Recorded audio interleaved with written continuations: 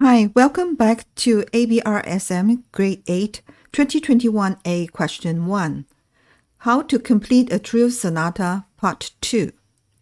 If you have not watched Part 1, check the link below in the description and watch it before you join this Part 2. And if you are new to this channel, please click the subscribe button. It's totally free so that you get notification when I have new videos uploaded. Let's jump into Step 4. Step 4 deals with suspension, harmonic sequence, and final cadence. We have dealt the 4/3 suspension already in bar 2. Now look at bar 5. There seems a 7/6 suspension, but the two bass notes are different.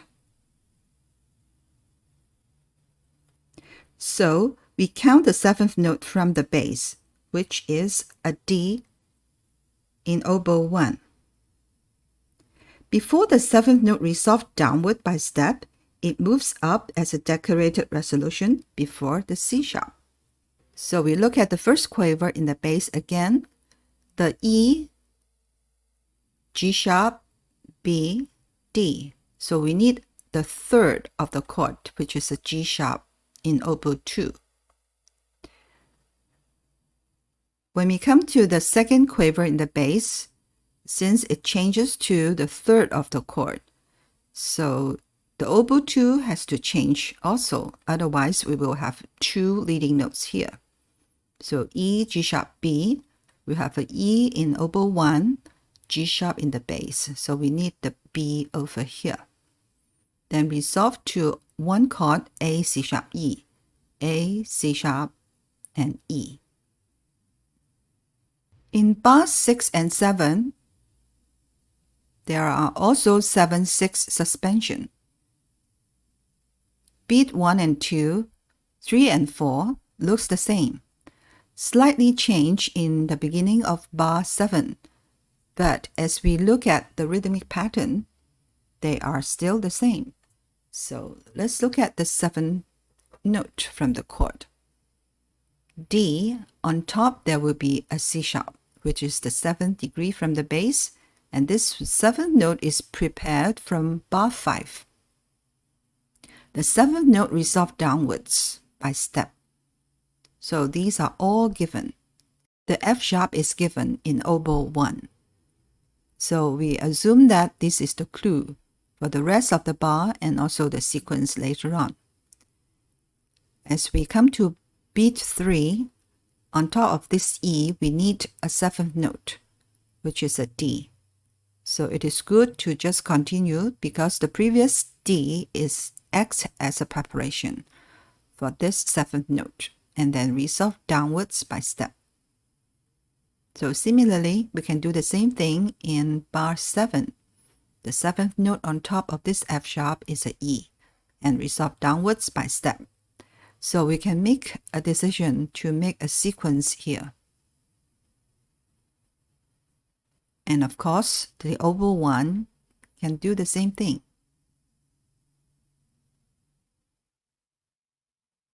Now we come back to bar 3 and 4 to observe the harmonic sequence. Harmonic sequence are a series of chords being repeated. Like 1 goes to 4, 7 goes to 3, 6 goes to 2, and then 5, 1. They are a very common harmonic sequence used in the Baroque period. Either you may say this is up a 4th or down a 5th. When we see this kind of harmonic sequence, most likely there will be sequence. So because of this, we can take the clue from here and move down just by one step to finish the sequence.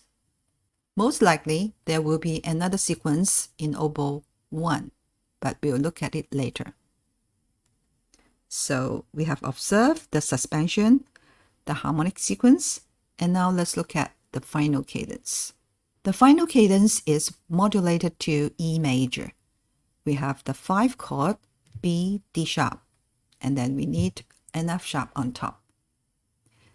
This semiquaver in oboe 2, it's an anticipation to prompt us to end with the same note. So because of this clue, I can use a unison at the end, which is a common practice to have unison at the final cadence. So I have E, E, E here. Then the F sharp go to E, I can also use the same anticipation. So this is final cadence. Step 5 is to jot down the chord tones. Start from bar 2, this 2-7B, B, D, F sharp, A. We need an F sharp. And this F sharp is quite close to the previous E. Then 4-3 suspension, we have dealt with that. E, G sharp, I need a B. This B can be continuo, or I make a repeated note. One chord is A, C sharp, E, A, C sharp, because this G sharp is the leading note, so it will be good to resolve to the tonic. Because of the final A, I would like to move the melody higher by changing the chord tone. A, C sharp, E. Then on the 4th beat is F sharp, A, C sharp. I need a C sharp here. 1B, we have the A, C sharp, and then need a E. Bar 3. The first chord is 4, D, F sharp, A. We have the A already. We need an F sharp. 2-7 is B, D, F sharp, A. So we need a third 5 chord, E, G sharp, B. The G sharp is important because this is the third and it is closer to the previous B. So I put it in this way. Then the A chord start with the harmonic sequence.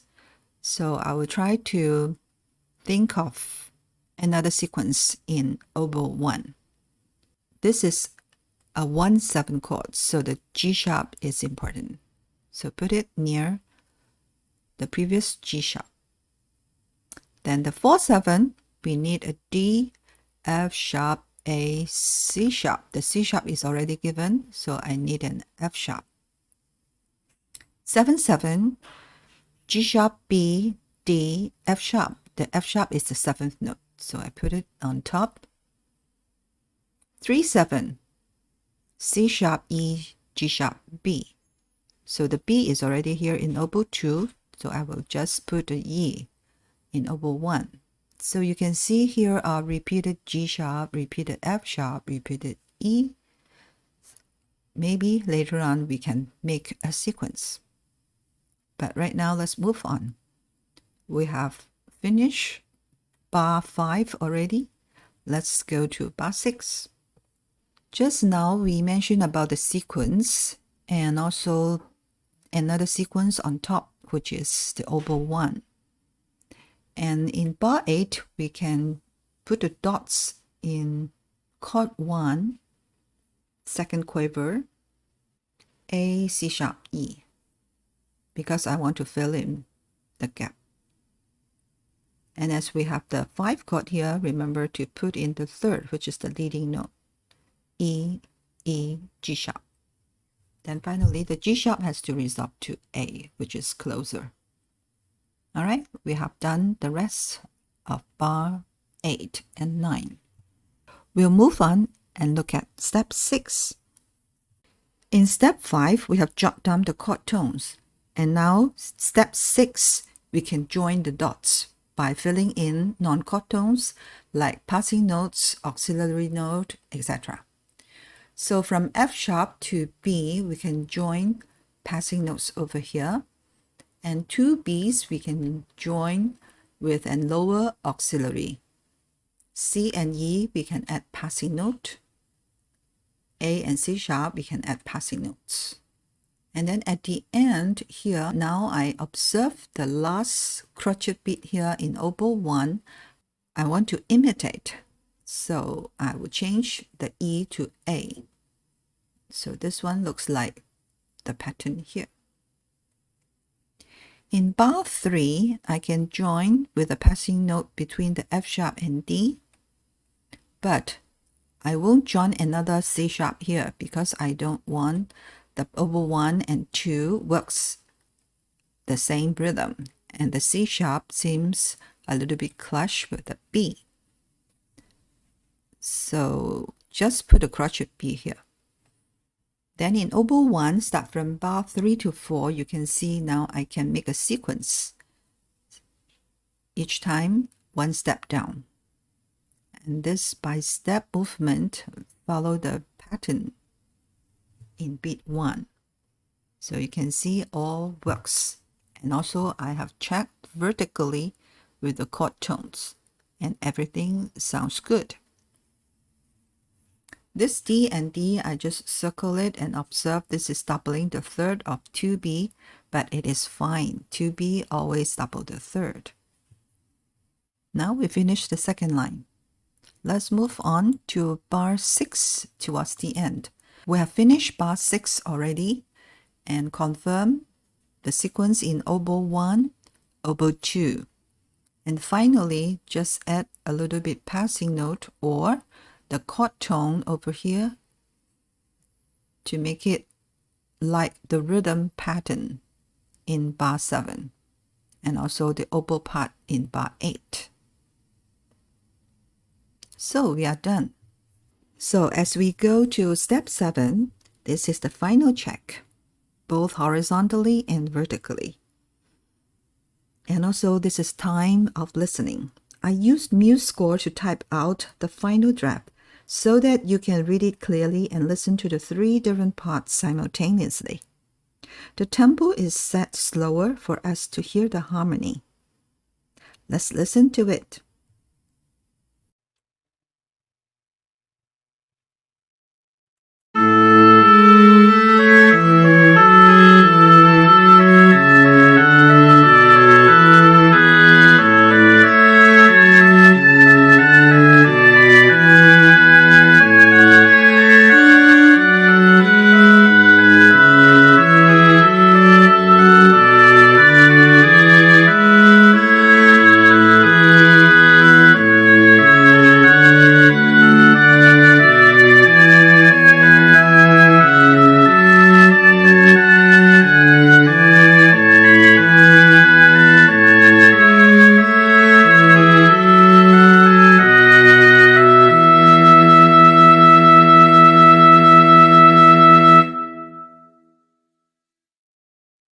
Alright, this is the end of the video. You may try to do this question again by following the 7 steps. Please let me know if it works for you. I'll continue to upload grade 8 question 2 in the next video. See you there. Thanks for watching. If you find this video helpful or interesting, please subscribe, like, and share.